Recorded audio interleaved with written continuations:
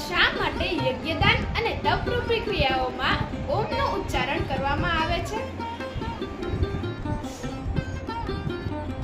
તસ્માદોતમિત્યુદાહત્ય યજ્ઞદાન તપ ક્રિયા પ્રવતન્તે વિધાનોક્તા સતતમ બ્રહ્મવાદિનમ 27.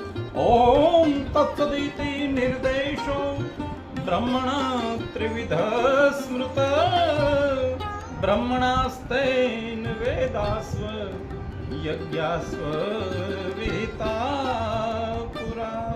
27. શ્રદ્ધાતે વિભાગ્યો શ્રીમદ ભગવદ્ ગીતા 24મો અને 23મો. હે અર્જુન, શાસ્ત્રોક્ત વિધાનોક્ત દ્વારા વેદ મંત્રો દ્વારા યજ્ઞમાં, હવનમાં, હોમમાં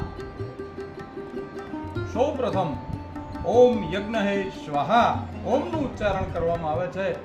કારણ કે સૃષ્ટિના આરંભે બ્રાહ્મણો, વેદો અને યજ્ઞની રચના થઈ છે.